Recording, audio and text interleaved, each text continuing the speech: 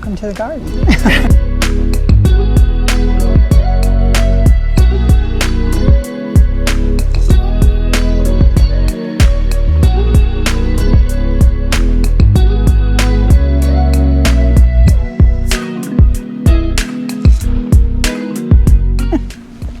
Hey guys, welcome back. We are at my mom's garden today. This is Cheryl. Say hi. Hi.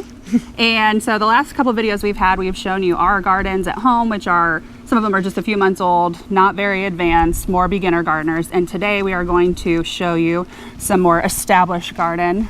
You have been in this house since 92. 92. So, yeah. So some of this is a good 25 years old, but this area and then back in the shade area is really definitely the oldest. the oldest stuff. Okay. I would say some of this goes back 25 years or so. Some of it's newer. Okay, so we are just south of the St. Louis area, which is about 3.5 hours from our house. And so we are zone 6A and you are 6B. 6B.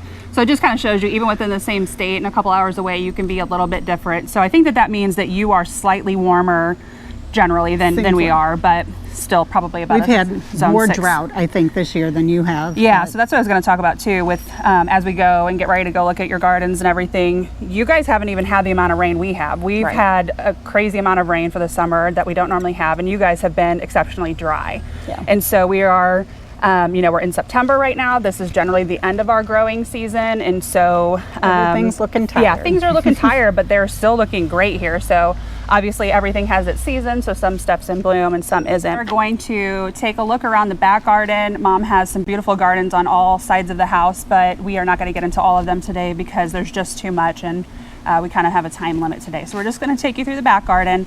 I am not going to put names on everything, number one, because I don't know all of them.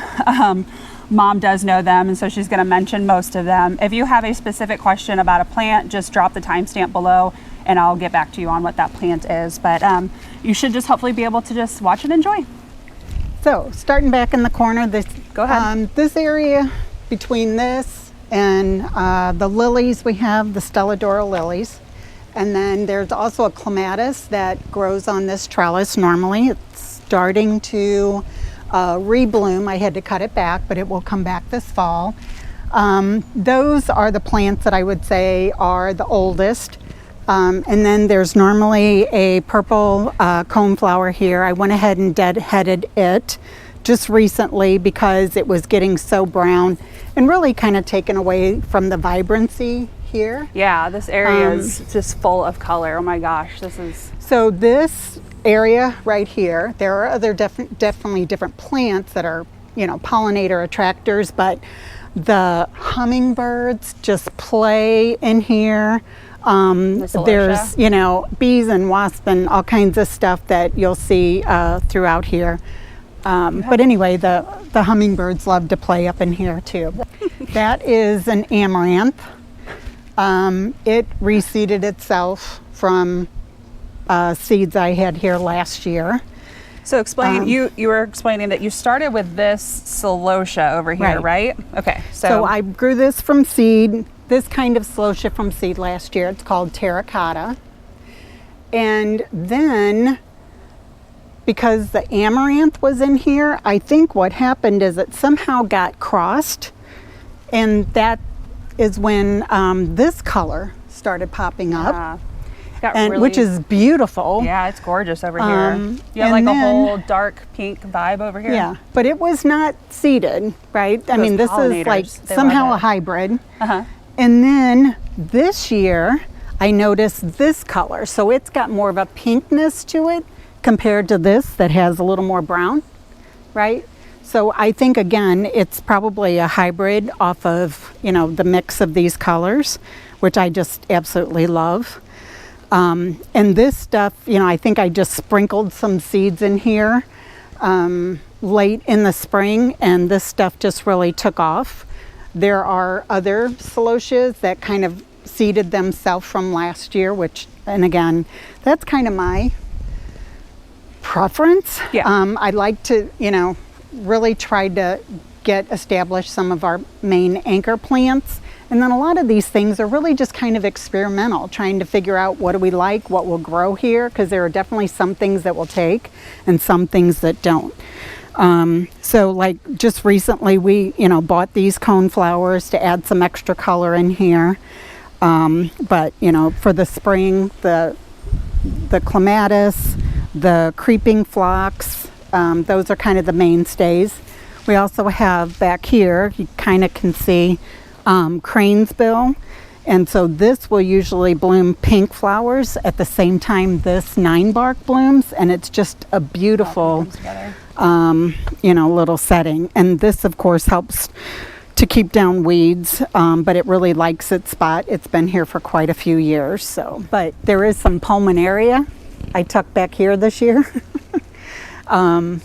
It's, it likes shade. I was trying to find something that maybe I could use back there, but I think I'll probably pull it out and bring it forward. Okay. Next spring. Now, do you have to trim up? So you said this tree has been here 25 years? Yeah, probably about that. So, generally it's better if you just leave it and not prune on it too much. It does grow on old wood. Okay. But there are obviously, there are some sections that I've tried to kind of keep cut back, especially anything that grows over by the gate. And then we let some, kind of go over the fence. I really like kind of that casual look. Look at that huge bumblebee on the celosia over there. Yeah. So, but anyway, so there are some irises back here. Again, spring bloomer. They're kind of covered up now with this other stuff. This pot, I had some, there's a little bit showing right now. This is purple verbena.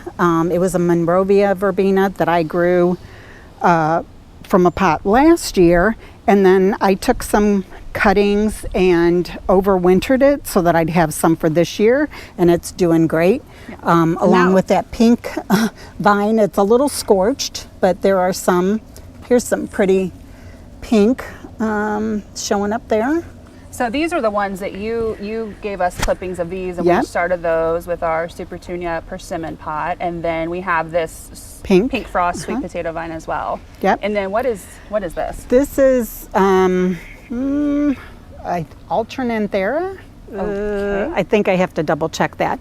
I grew a different one last year, but it was it got to the point where I had to constantly be pruning it back because it was so big. Okay, I didn't realize that. Yeah, that's in a pot right here.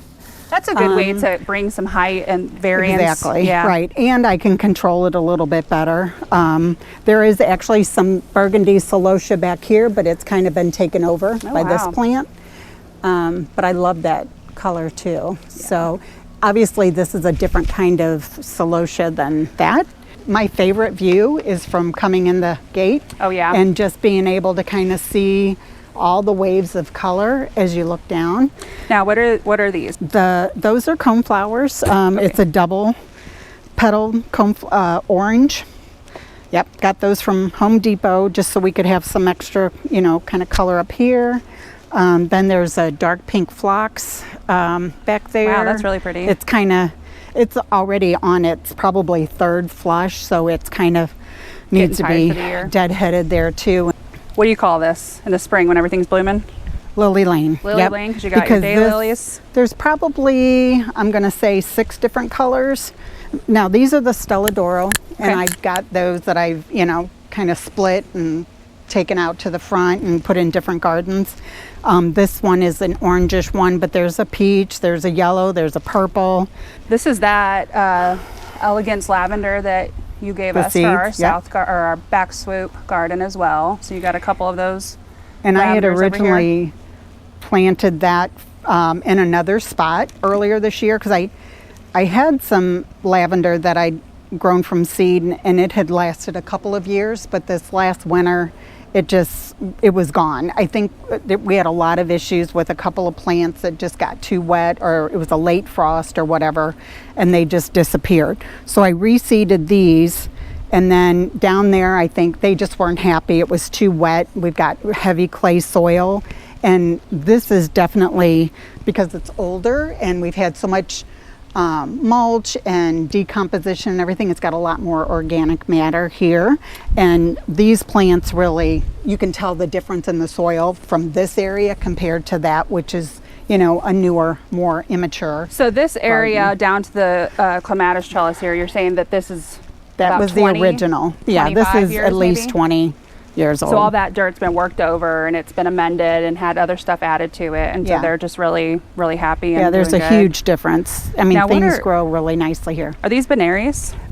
Yeah, so these are the peach zinnias, and this again reseeded itself from last year. I didn't even grow those this year. I grew some other zinnias from seed, but this was from last year. So a lot of the celosia, the zinnias, those are the two big things I think that reseeded themselves. And as we kind of work down this way a little bit, so that's a boom chocolata geranium, proven winners. And I planted that last year, so it got kind of scorched, and it's bloomed a couple of different times, but I did clean up the leaves and everything so that it will hopefully rebloom. And then again, more creeping phlox. This is all kind of part of the original garden too. The clematis back here, my favorite plant, I think, of all times. It's just a workhorse. I had to cut it, or I cut it back 3 weeks or so ago. This is a falling in love sweetly anemone. So that's a fall bloomer. If so anybody's that's giving you a lot of good for, color. Yeah, and it, you know, it spreads, but it's not really an aggressive spreader. So thinking of, I had a little pot that I think this is maybe the third season for this plant, and I love how it kind of, you know, grows back there and fills in, mixing in with the Cheyenne grass. Again, the Cheyenne grass is something I started out with one clump that I had back here, and then I divided it last year into 3 different clumps. I took another cutting this year and gave that to you.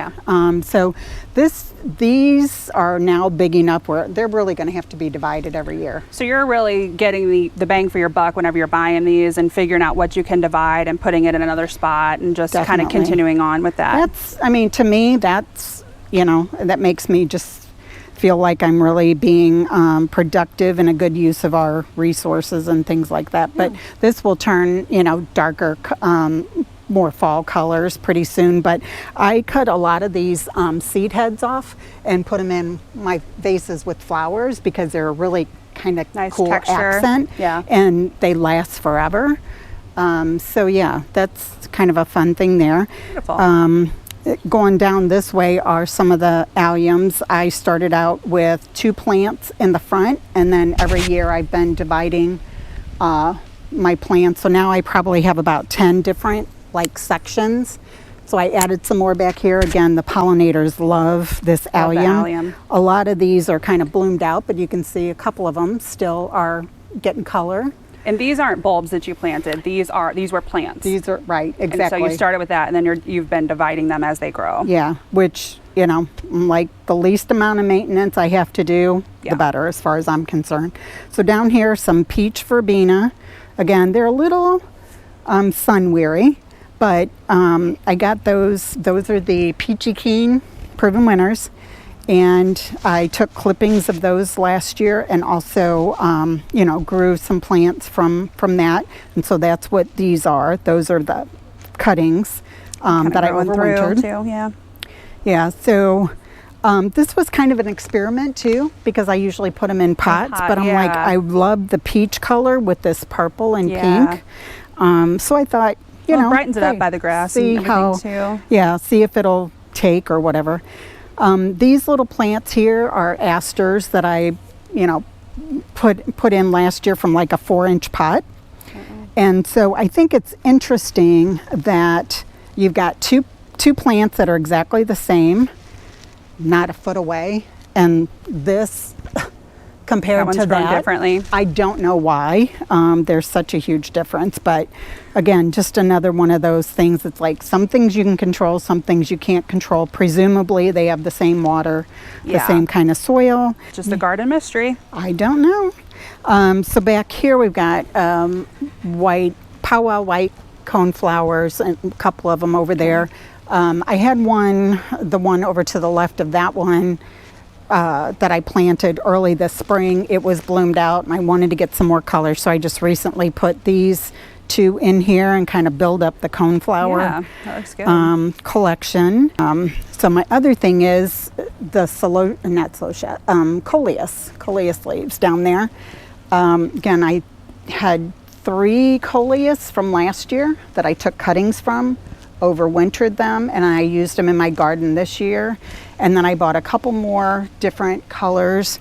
I think this was one of the varieties, and as I've grown them, then I just take clippings and then just try to keep spreading them out to add some extra pops of color. So right here I had is just a pot of the Autumn Joy sedum, which I just stuck there because I had taken the cuttings. I was planning on transplanting them, you know, somewhere else in the garden. Had not gotten to that yet, but I have a hydrangea here that I just planted this year. Okay. And of course it's, you know, it's its first year, so it's growing some roots, which is fine. So it's doing the whole sleeping thing for the first season. Yeah, see a little hole, but that's good. You're able to pop that in there and get some texture and stuff. So, and you also gave us some Autumn Joy sedum too. So that's another one that you cutting just from the same really plant. good to just keep cutting, duplicate, and grow. Yeah, back here some celosia again that seeded itself. And then back there on the stake is a dahlia. So I grew, I'm gonna say 6 dahlias maybe from seed this year. And I've grown them in prior years. They're, you know, really easy to handle. But I think what happened here is there's 2 back there and they're just getting so much shade. Right now I think they're being shaded from this plant here, or from the Cheyenne grass. So, I mean, it's getting there. Hopefully we'll get some blooms off of the one on the right, but you know, the one on the left's gotten a few blooms. You get full sun back here, so this is sun all day long over here. Yeah, probably I'm gonna say 11 o'clock in the morning. This is pretty much in the sun. So, yeah, it's shaded so it gets the bulk thing of the in the day. morning. So the butterfly bush is actually a portion of a transplant that we took from the front this year because in the area it was in, it was getting too much shade.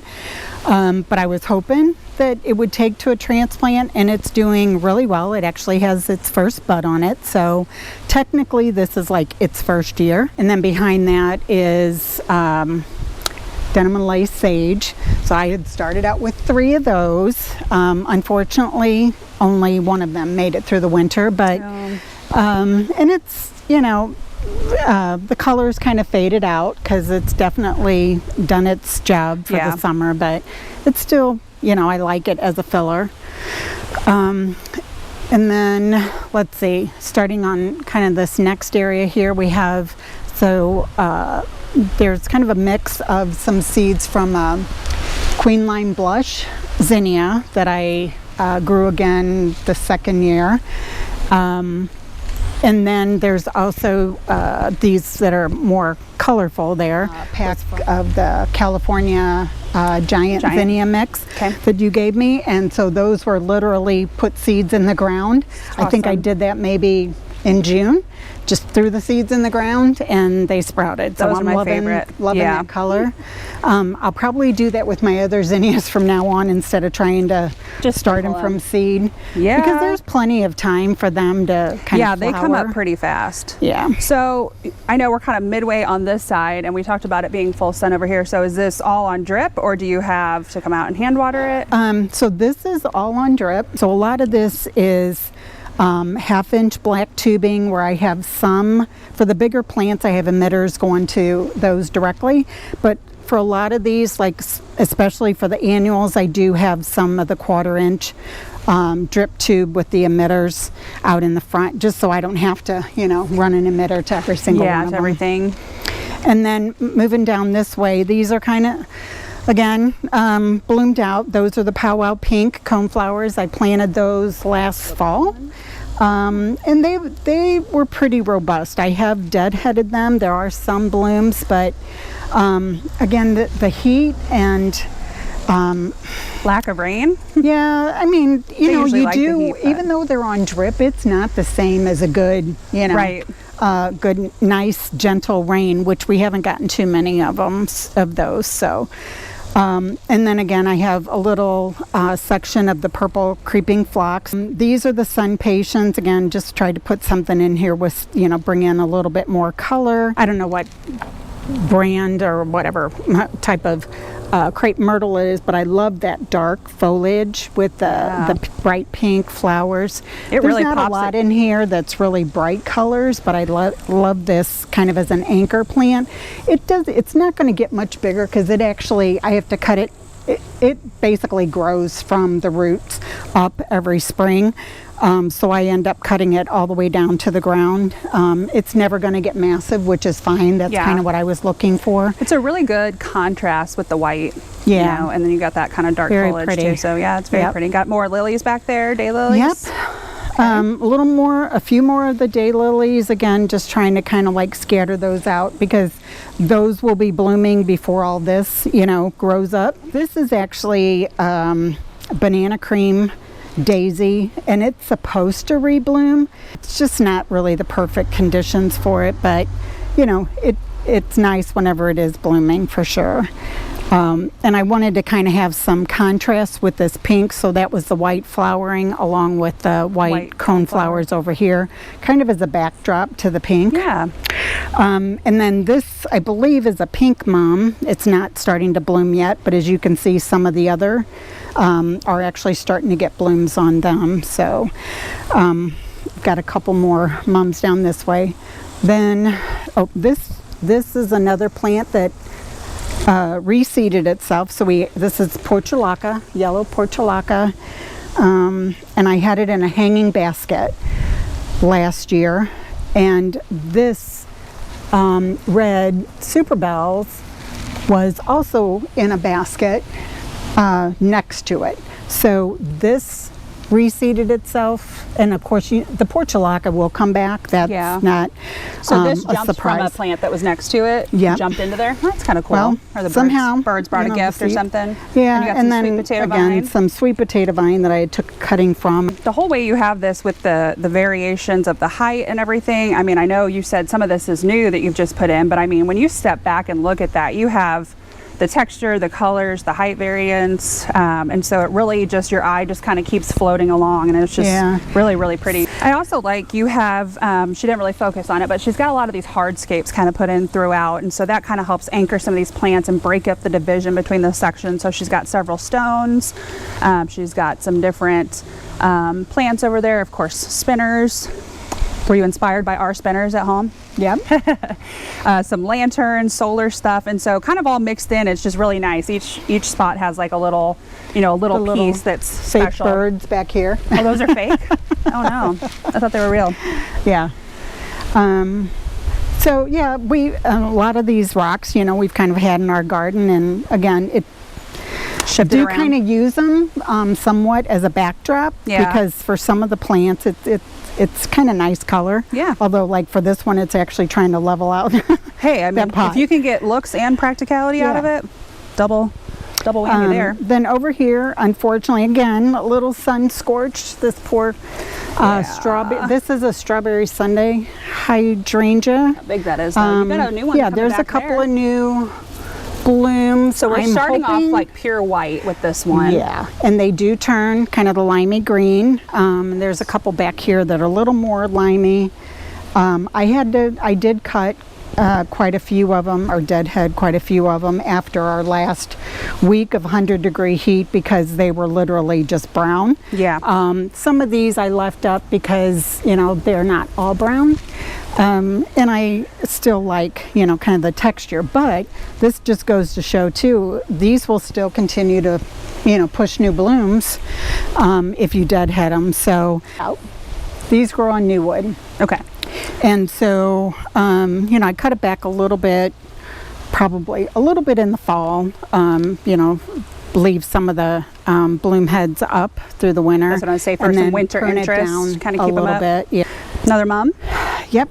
That's an older one? Planted from last year. So these are ones that say that they are perennial mums, and for some people, I think, you know, they just don't think that there's that they bloom for long enough. So I would, to me, they add nice little structure it's to like the garden. A nice tidy mound of green still. Exactly. So I mean, and low maintenance, yeah. right? So you don't really have to do anything. You're not fertilizing or doing anything crazy with those mounds Correct. after you put them in. Okay. And some of them I actually have trimmed back. The outer layer I trimmed back maybe like a month ago just to hold off the blooming. Yeah. So it'll give me more for the fall. I don't want them all to be like blooming right now and then it'll all be done. Explain kind of how you have your grass tied up over here. Yeah, again, so this is the second year for this clump. I really didn't think I'd have to divide it, but now I know that these are, especially at least with their second year, I think it's best to just go ahead and divide it. Either I'll probably do it late fall. So again, this corner, this maple tree is just a few years old, and it's definitely a great accent for us. The right now, just because of the amount of heat and sun, it's browner leaves, but it will turn a beautiful red. You know, probably late September, early October, maybe, once we start getting a little bit of a cool down. And how long have you had this tree? Just a couple of years. I think 21 maybe was when we put it in. And how do you know how big it's supposed to get? No more than 12 feet tall. Okay. And it's like 6 feet wide. So I'm thinking it might be at its maximum width. Okay. It might grow a little bit, you know, taller. Yeah. That's really nice in the and corner. It's all sun, so it doesn't get the benefit of shade. So it's probably, you know, going to be a little more stunted. Yeah. But it looks really good in the corner, especially with the 9 bark on the opposite side. You've got those kind of weighted in the corner and everything. Well, that's what I said too, coming, you know, looking from the gate as you come in. This is really kind of like the vista, you know, you see over here. This is just beautiful from, you know, the patio area in the morning because the sun comes up over here and it just goes right through this tree. Experimenting a little bit with some of the plants. I put some Dusty Miller up here. That's the silver one? Yeah. And really I pruned it back. I keep kind of like pinching it back a little bit so it bushes out a little bit more, but I'm thinking it's probably at its maximum growth too. So is that the first, so is this a perennial or an annual? It's an annual. Okay. So yeah, it's one of those like you get in a 6-pack, you know, kind of thing. Gosh, these bumbles are everywhere over here. Yeah, they love that. Is this Veronica? That's Veronica. There's actually the white ones, the purple Veronica. There is a pink one, but it's like one stalk. That area back there behind it is actually pink Gara, which was beautiful this spring, and I think just the heat has just devastated it. So I had to cut a lot of that back because it was completely brown, and it was kind of covering up the pink Veronica, which there isn't much there. That's another plant though that it's pretty easy to divide and Which then one? Root, and then I kind of the Veronica. Okay. I'm actually trying to grow some cuttings from the Gara, but you know, and then that way I can kind of spread it around too because it's really pretty growth. You've got more Autumn Joy sedums, which those are really starting to pink out. These are not the Autumn Joy. Okay. I can't remember which one. It does have a different color of pink on it. I was going to say it's a little more obvious. And it's not growing as robustly as the Autumn Joy. However, it gets a lot of shade because of this hydrangea, but it kind of just fills in that area. I like that. And there's another, that's a green twister coneflower, which again is starting to rebloom. The heat, it's clearly, you know, it's not loving its life right there. It's pretty, I think just the sun is just really getting to these plants back here. But the other thing too is they're not, you know, again, don't have quite as much organic soil back here.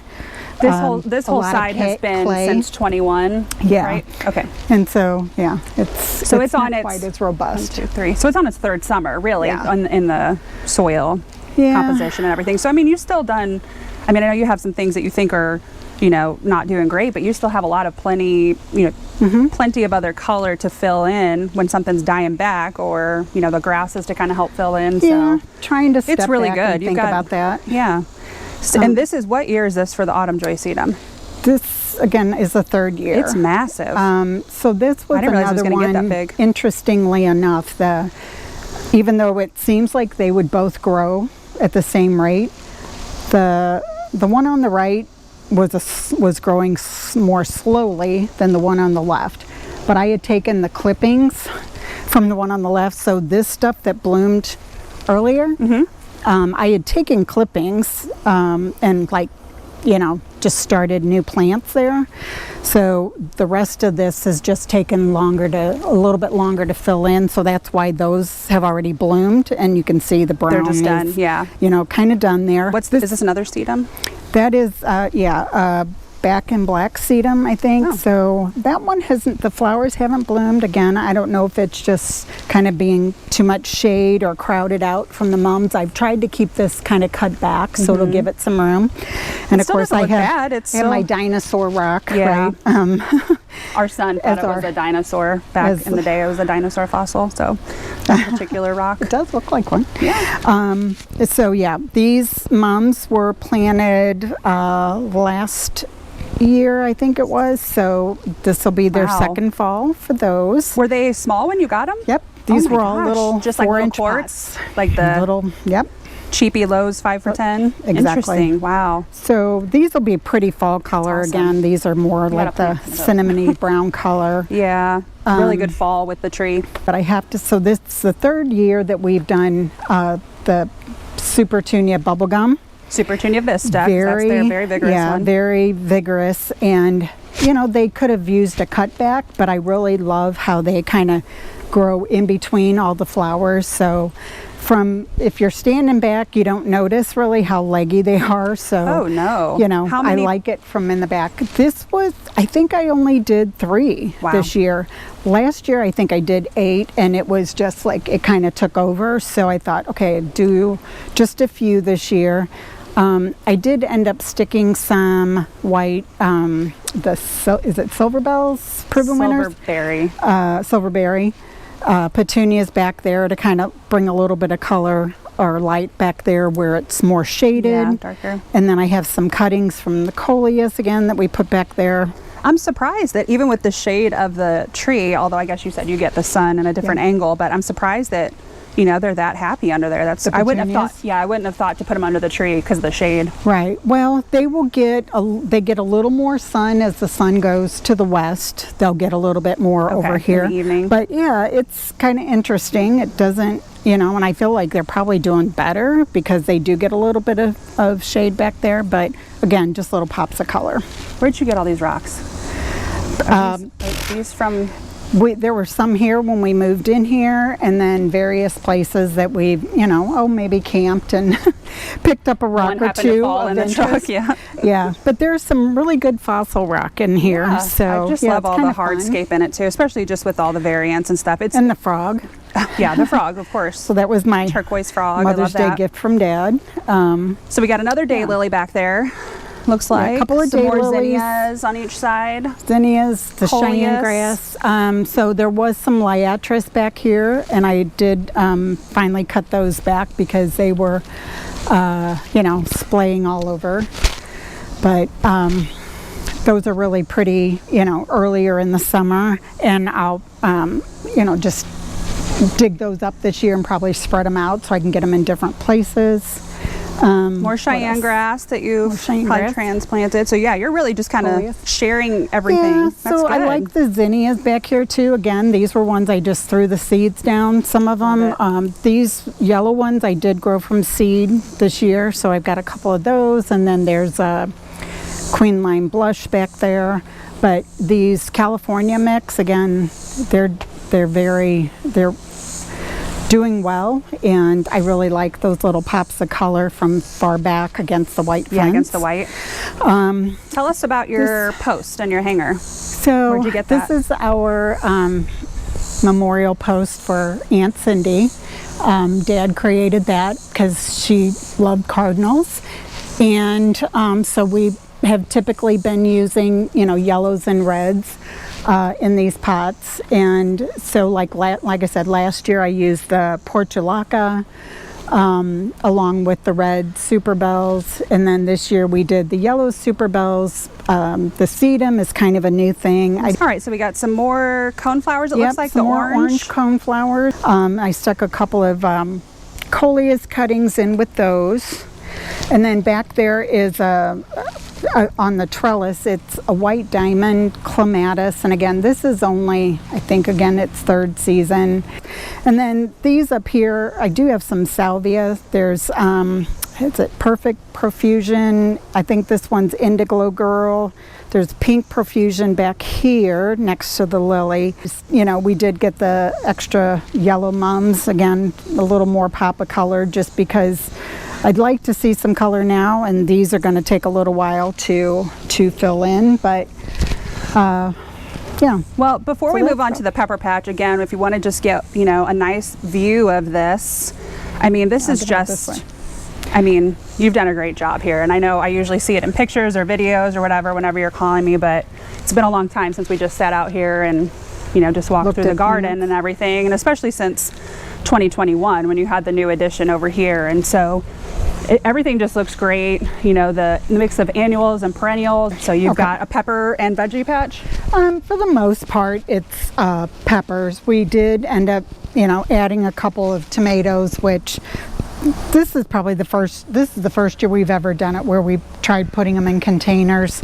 So they're not, you know, again, doing great, and a lot of them did get scorched, but we are getting some nicer growth on here. So these are the little bit bigger tomatoes, but they're both determinate tomatoes. I didn't want them, you know, that are growing all over the place. So these are the little cherry tomatoes, and again, this plant's not looking so great, but you know, we've gotten a little bit of a harvest off of them. All the rest of these are you know, either jalapenos, we have some ghost peppers, we have some scorpion peppers, we have some alter ego, some of the hotter, some of the not so hot. We have ancho chili peppers, and then we also have like these Marconi. These have really just gotten sun scorched. We were thinking we should just go ahead and take them off. I don't know if they're, yeah, it's probably, we're probably just gonna have to pull that out. But we've gotten a couple of good peppers off there, nice big size ones, waiting for those to get real red. But this one unfortunately started growing in that 100-degree temperature. That one did too, so those aren't doing so great. These are Cajun bells, so those are a little bit spicier, and some of those on there are ready to harvest. But we've harvested quite a few peppers off of here. And then beside the pepper, I did stick in a rosemary plant just so that we could fill in all the pots. You know, there were a couple of peppers that we planted when they were really small. Unfortunately, just didn't make it, so we've worked on some of these as replacement. Now this one, the alter ego, we actually grew that from seed this year. Gave you guys one of those plants too, so we just saved the seeds from those last year, and I think we'll try to do that maybe again next year, save some of the seeds from these plants and see if we can grow them from seed ourselves as opposed to, you know, buying the plant. But for the most part, they're jalapenos. So is this the first year that you have done this setup like this with all of the buckets and the layout? Yep, as a more of a formal situation. We've done it in the buckets before and just hand watered. So this year we, you know, set them up so that they're all on drip. We put this weed fabric underneath it, weed preventer, whatever, just because there's zoysia grass in here, and you know, we need to do whatever we can to try to keep this kind of a clean area. And then we just set the buckets up on some cedar 1x2s just to give it some area for drainage. So you've just kind of created your own extension from the other gardens over here for the drip, and then they've got their 1/4-inch tubing. Yeah, and then these are 6-gallon buckets that Hank got, and then he drilled holes in the bottom for drainage, obviously. But, you know, we thought too, even if we don't decide to do peppers again like this next year, we could always extend the garden out, and this will just be kind of the starting process for that. Yeah. Well, because it's an area of the yard we don't use otherwise. And I think this is our 3rd year that we've done the bucket method. And what I like about it is we can, you know, dump the dirt or whatever and collapse it and go stick it somewhere else. You don't have to worry about having these, set up for a really long time over the winter and cracking and everything. And kind of take stuff out. There's a lot more control. Yeah. With this type of process. And you can kind of see what's going on with one versus the next one. Yeah. Okay, so I will let you, since we're kind of tight on space, I'll let you kind of just start focusing on this garden, which is still in the backyard, but is mostly shade, right? Yep. It gets a little bit of morning sun, maybe a couple of hours. We've got a couple of hydrangeas in here. And again, I think this is maybe the 3rd year for this particular plant. And I've already gotten a couple of blooms that I've taken off and dried. So I really I like the structure of this one. So then underneath here we have some of the heuchera. This is midnight something, I think. The dark purple, I really like that. And you'll see kind of scattered throughout here some columbine. So that's another thing I'd love to have reseed and come back, and it's, you know, one of the early bloomers in the spring. This Brunnera, again, a little scorched right here, but it has beautiful blue flowers in the spring. This is only its 2nd year, so it's doing pretty good. Yeah. I threw this is that annual polka dot plant, hypoestes in there, along with some, you know, annual begonias, again, just for some color. Looks like, is that? We have more impatience for color back Wicked here. Witch Coleus? This is the Wicked Witch Coleus, one of them that I overwintered last year, cutting, and then planted here, and then some more that I've divided and kind of cut back there. There's a couple of there's some heuchera. Again, I think those are both new this spring. 2 different kinds, but I can't remember which ones. And then there is a little blue. This is called Blue Mouse, Hosta. Aw. It only is supposed to get, you know, it's supposed to stay tiny. Real tiny. So anyway, it already did its blooming and it's kind of covered up, but it definitely needs shade and water because it will burn pretty easily. Then there's an autumn frost, I think, hosta back here I planted this spring, so hopefully it'll start showing out more next year. Chocolate drop coleus. Yeah, so this is cuttings that I took off the planter you gave me this year. Again, so that was fun to kind of try that. I like the structure in there. We have a caramel heuchera, coral bells, and that one's pretty old. So we've had that. It's pretty well established. And then we have 2 different kind of astilbes. I left the seed heads on there just for the structure. You know, normally, I mean, you could just deadhead it, but they both have really pretty pink blooms in the spring. And I do have some hellebores, just 2 hellebores. So I tried those last year, and then I've got a new one this year. So I haven't, you know, done a lot of those, but I thought we'd experiment. Do you have a fern caged up? Yeah, a fern. That is a Japanese painted fern, and I planted that last year, and probably within a week of planting it, a rabbit ate it all the way down to the roots. So I made its own little cloche out of chicken wire, and you know, I just thought it stayed small, so I'll just keep it covered and protected from the rabbits again this year. And then we have, that's a coleus, it's a no-name brand, I can't remember which one, but love that pop of color back there. And I had put a trellis up here, you know, kind of cover that electric meter. My plan is to take some cuttings from our older clematis and, you know, try growing that up this trellis. So anyway, annual impatience, nice pop of color in there, and they seem to be liking their spot. These right here are kind of the baby growth from It's a green and white hosta that we've had here for years. You can kind of see a little bit on here, but it's scorched really bad from the heat. And I, just took off all the dead, yucky looking growth, and this is what was underneath it. Another hydrangea that, again, really I had to take it back down pretty far. This year I thought it might have died just because of the winter. I think that we had such a late frost that it killed, there were virtually no new buds on the old growth. This grows on new wood, thank goodness, but it's finally now starting to bloom. So it's a late bloomer, it's really pretty. But it gets the most shade too. Very, very little sun. And as you can see, it's stretching for the sun. Oh yeah. As much as possible, but I don't have the heart to cut that off. And then back here, I just threw in, again, a couple more cuttings of the coleus that I had rooted, and then some of the impatiens. And then we have our original heuchera coral bells back there. I've already taken that and split it in quite a few different places too. So, and this is on drip as well? This. Huh? This is on drip as well? This is not on drip. We just have a, what's the hose? Soaker hose, yep. And luckily,